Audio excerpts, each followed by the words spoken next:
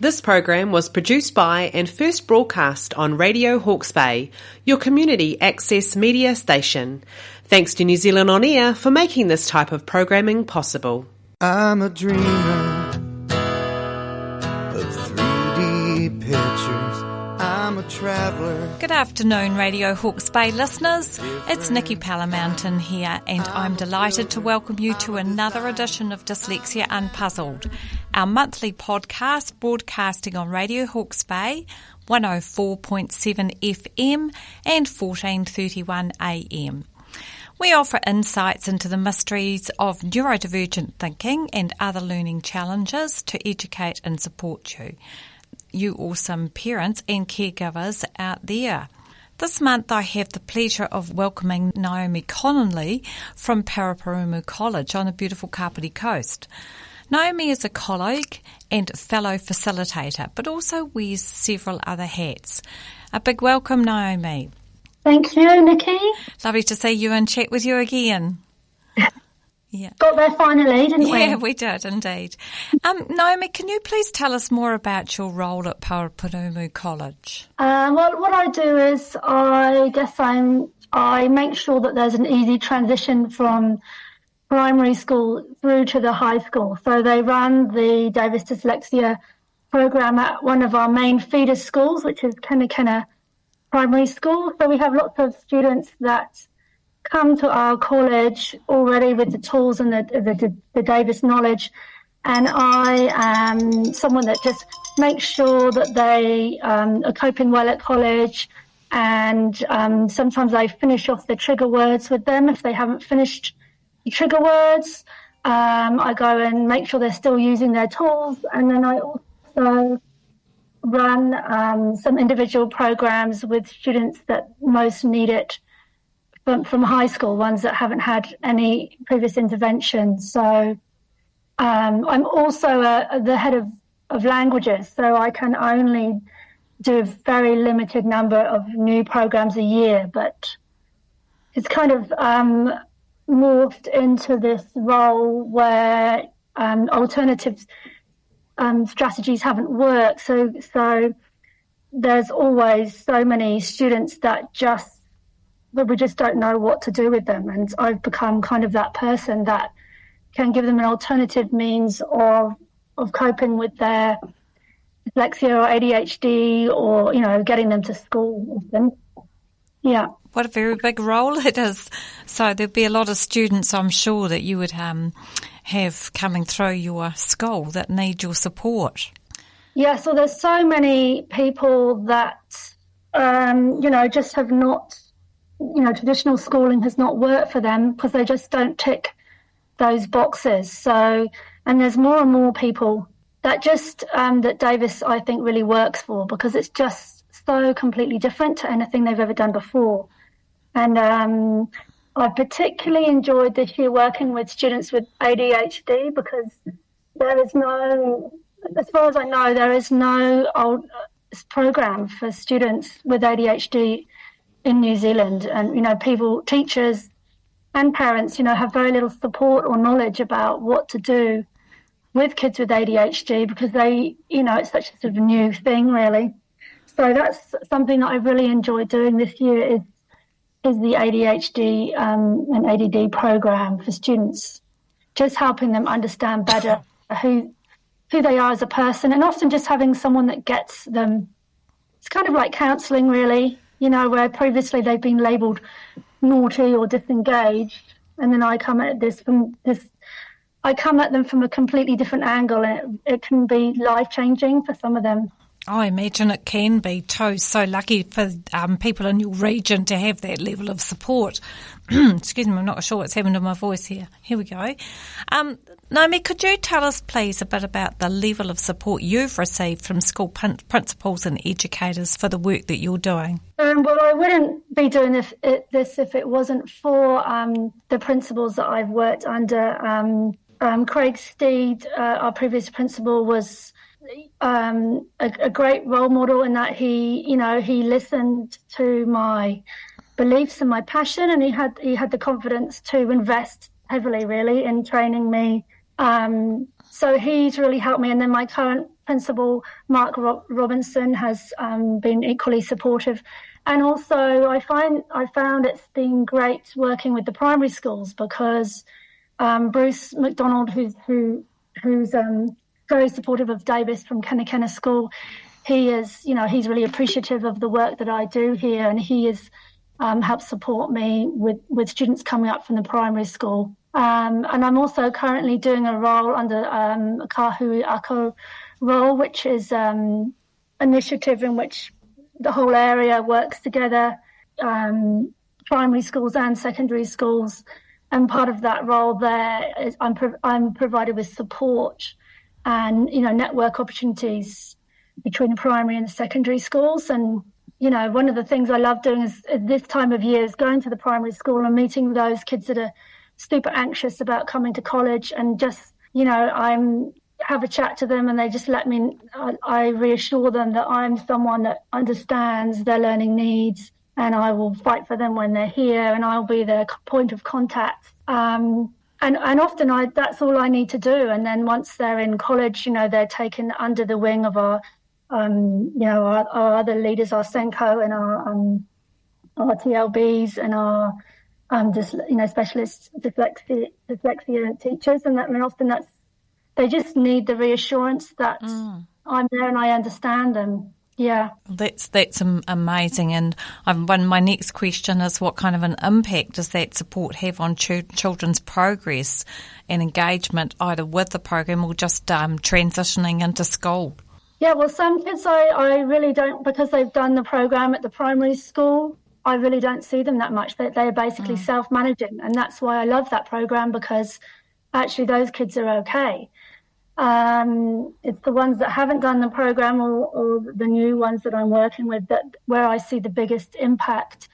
I'm currently working with a student who has, is a truant and does not come to school. And, sometimes you wonder, am I really making a difference? And then on Friday, one of our deputy principals said, "Oh, thanks so much for the work you're doing with this student. She has not been at school for the whole of this term, and she's come every single day to work with me." Wow.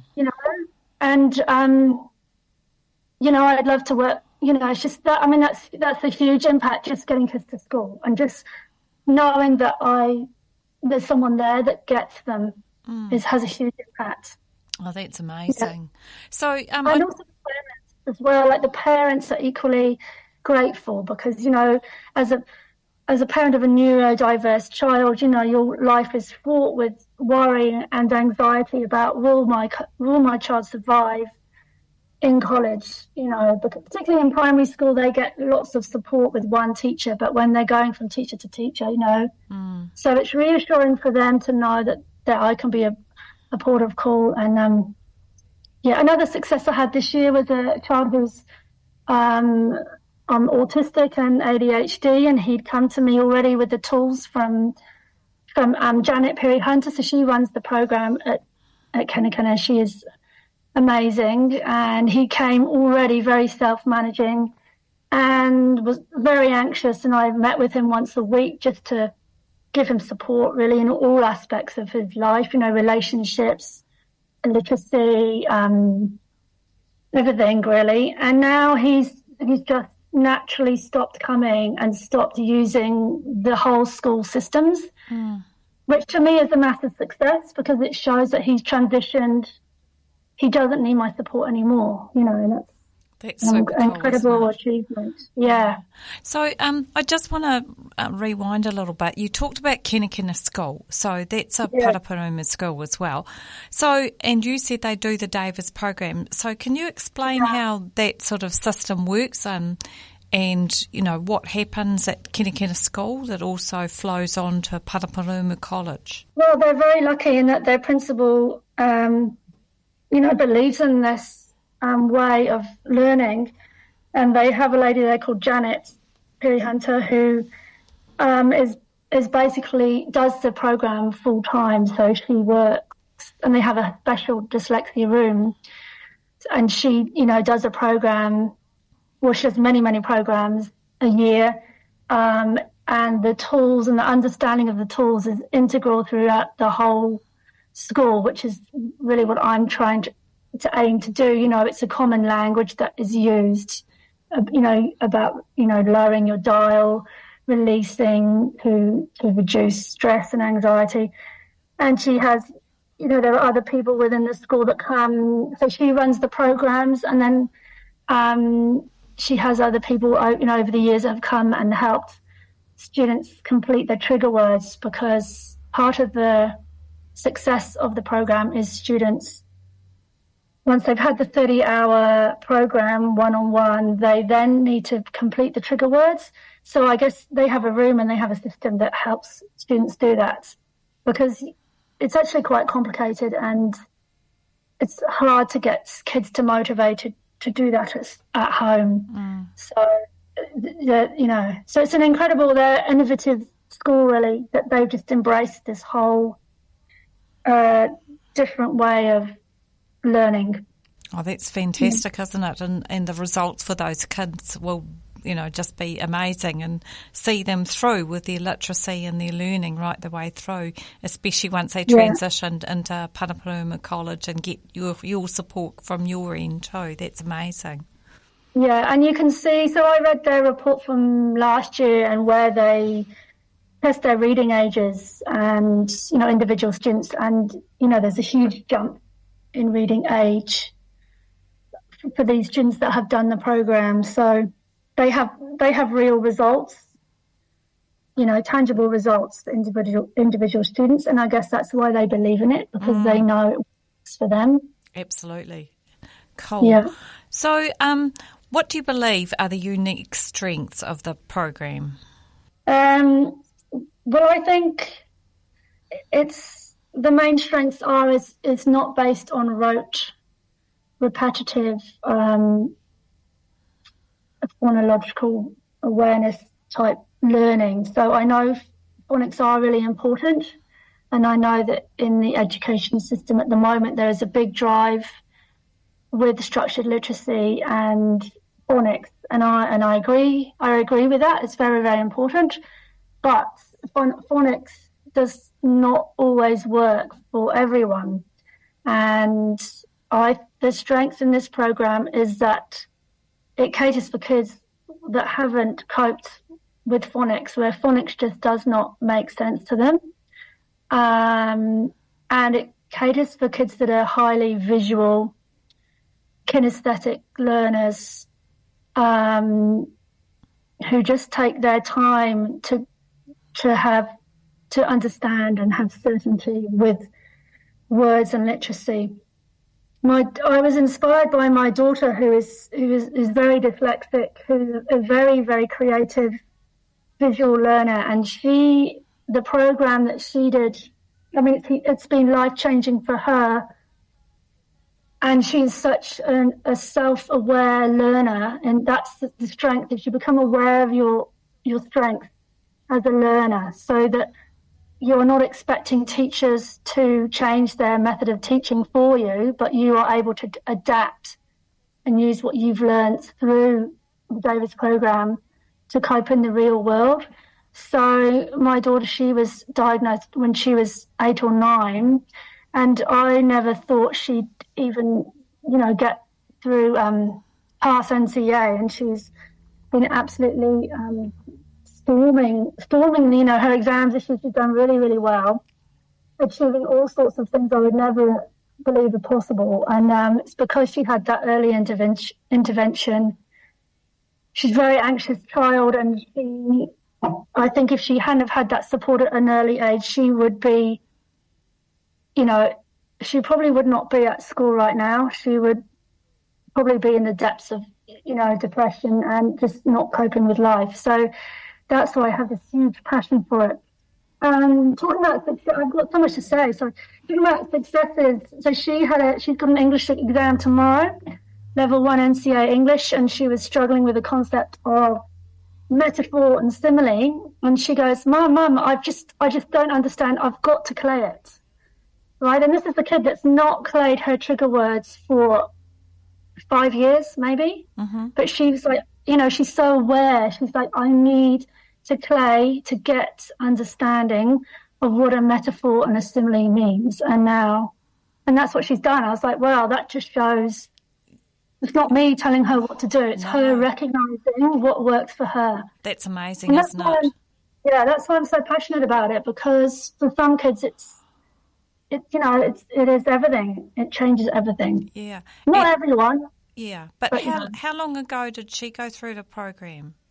So probably, before college, so 8, 9, 10, 11, when she was that age. Okay. She's done all of them. She's done the dyslexia, the ADHD, the concepts, the maths.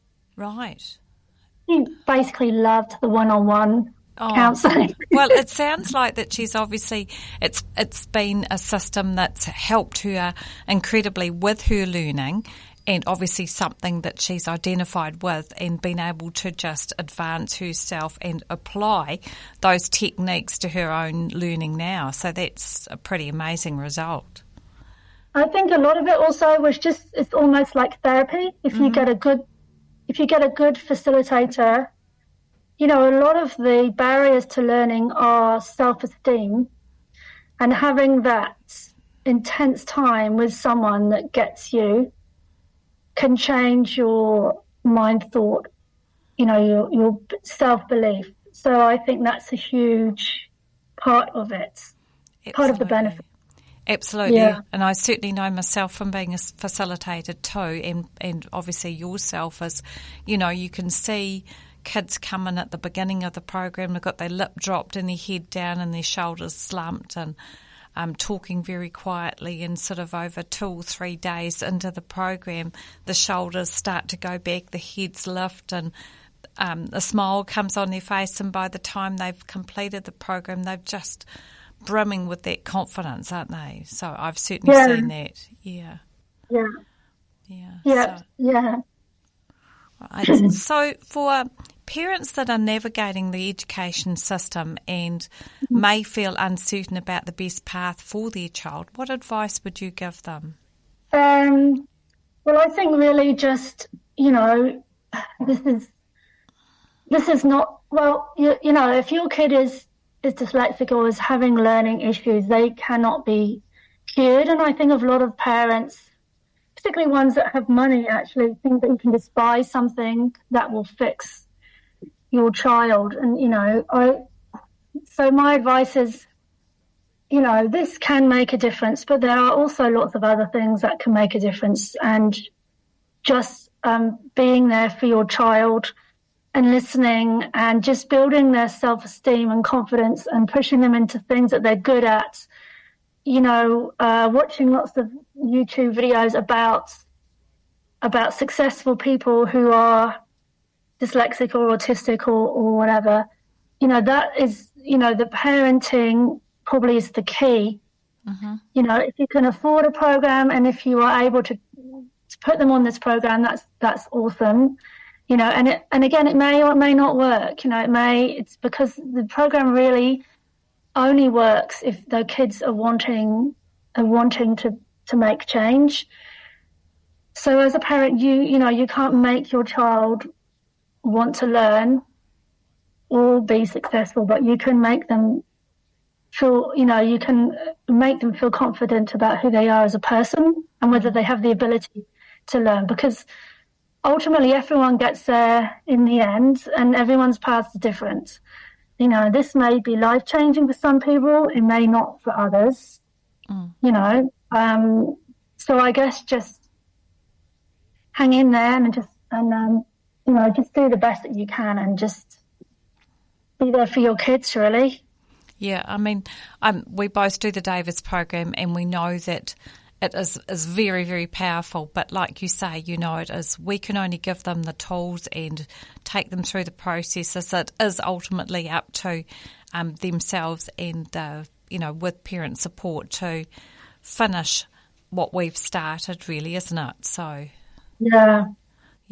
Yeah, and also you can't push them into doing it because, the kids have to want to make that change. And they have to recognise that they have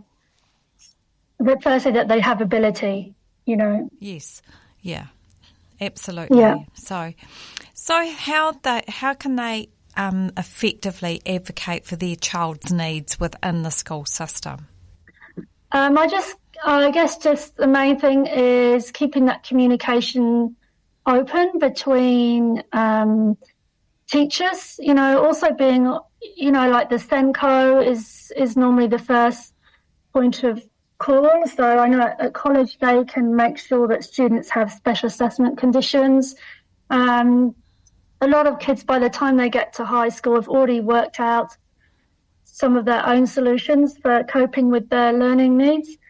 And often they don't need any more help, and just having extra time in an assessment or doing digital assessments and stuff is all they need. But I guess communicating with the school is the most important thing. And also don't assume that all teachers are experts in dyslexia and ADHD and autism. It's not part of the curriculum for new teachers. There's very little training that we have access to. We are not all experts, and if one teacher doesn't understand, then try another teacher, and then try another teacher, and just be aware that, you know, we're all human beings. We're all trying our best. Yeah. Oh, that's good. Thanks, Naomi. It's really hard because, like you say, we're not, as teachers training does not cover us for neurodiversities, all the many neurodiversities that are out there. And so it is very difficult for a teacher in a class full of 30 kids to try and be an expert in every field. So they just are all doing their best with what they can do, for sure. So after listening to you talk this afternoon, Naomi, I'm sure many of us are reflecting on ways that we can foster a more inclusive community that embraces neurodiversity as a natural part of our daily lives. What steps do you think we can take to make this vision a reality? Well, I think just having empathy, understanding that everyone's different, and also, as parents, you know, stop comparing your kids with other kids. Success is not always measured by a test result. Ultimately, we just want our kids to be happy in the future. I think being open to new ideas,